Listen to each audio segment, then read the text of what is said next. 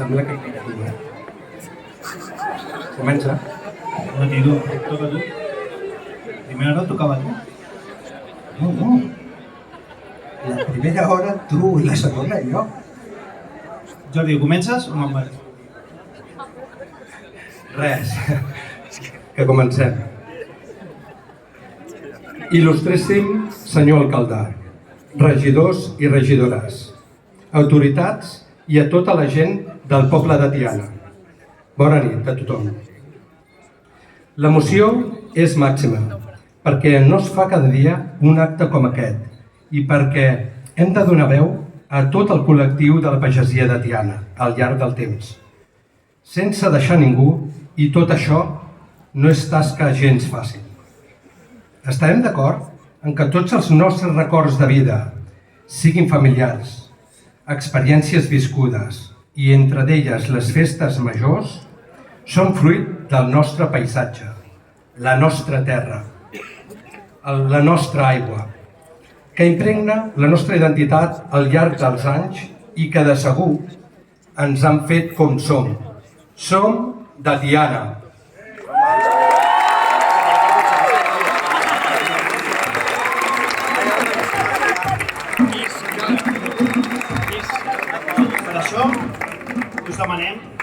Per això us demanem un moment de reflexió, un moment per tornar a les nostres arrels, als nostres orígens com a poble, quan només era un conjunt de masos segregats en el territori i el paisatge estava dominat per vinyes, cereals, envoltat de boscos de pins i alzines. En aquests masos, dones i homes treballaven la terra, esculpint i harmonitzant el paisatge. Són les nostres arrels, les de tots. Tots eren pagesos i pageses. Elles, sempre oblidades en el temps, eren l'autèntic pal de paller, equilibri, harmonia i perdurabilitat dels nostres masos. Què seríem sense elles? Us ho expliquem amb un poema en veu d'una pagesa.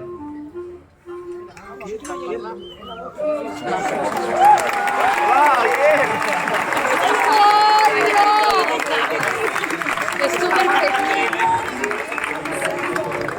Si li veig la cara.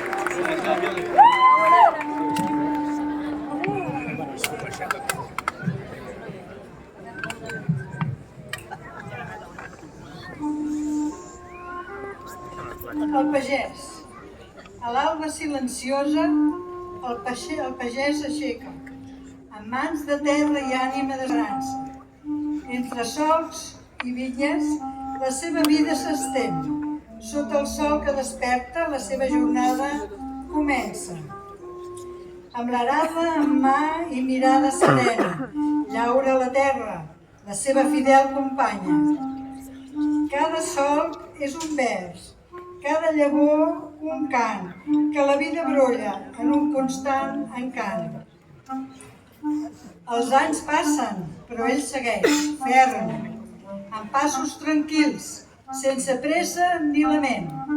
El vent xiula entre oliveres i blat, històries antigues de lluites i somnis.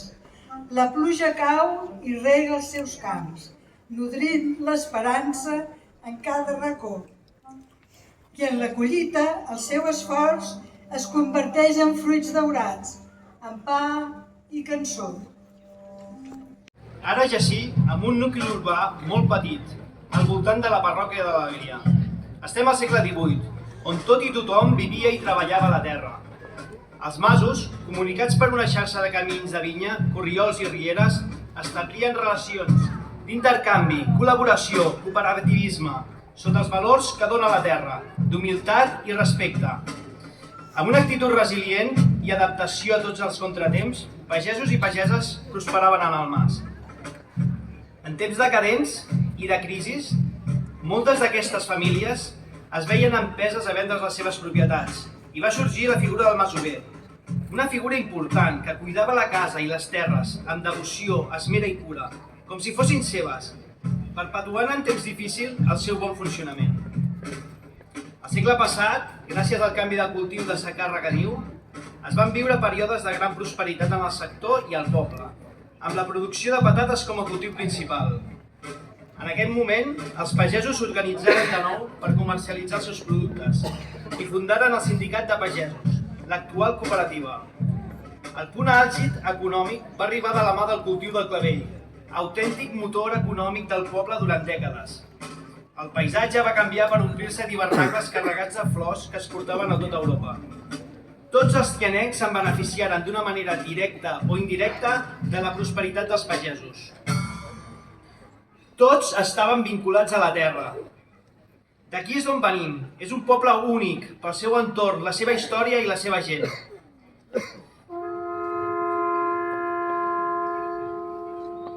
Però no tot és per sempre. El món dels nostres avis s'ha desdibuixat.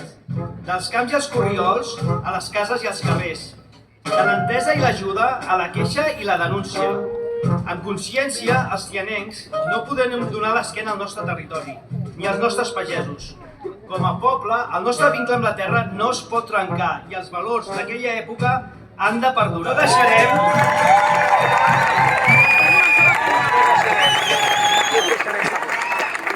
No deixarem que ens prenguin la nostra personalitat.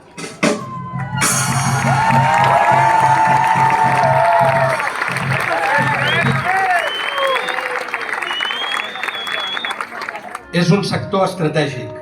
Assegura la independència alimentària del país. Podríem posar com a exemple la pandèmia de la Covid que vam tenir. El sector ens garanteix la qualitat de la producció, obté aliments de qualitat sense perdre propietats ni gust, quilòmetre zero, fent viable una bona alimentació important per la salut. Els aliments garanteixen la nutrició física. Els arbres, plantes i flors ens garanteixen la salut psíquica. És vitamina verda.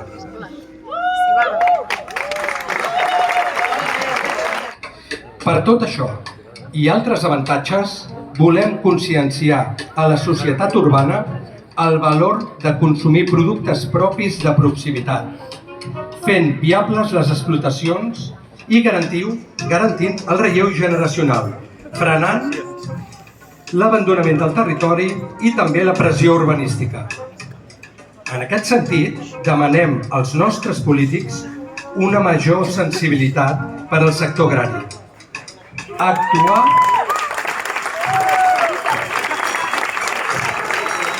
Actuar amb el màxim compromís proposant lleis i recursos necessaris per fer viables aquesta comunitat. Publicitar enfront la societat i ensenyar a les escoles com és d'important aquest sector, posant mitjans perquè sigui factible. I per últim,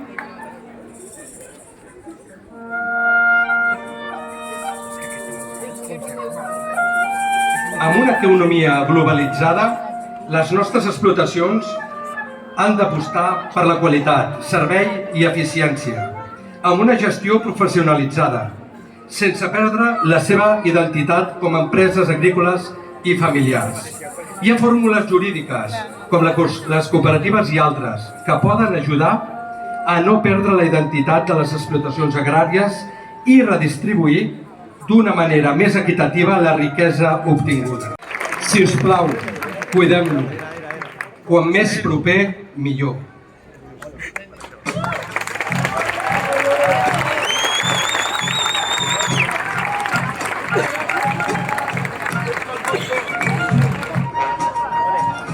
Aquesta diada, més que mai, ha de ser per unir i gaudir. Moltes gràcies a tothom, especialment als organitzadors i a tota la gent com vosaltres.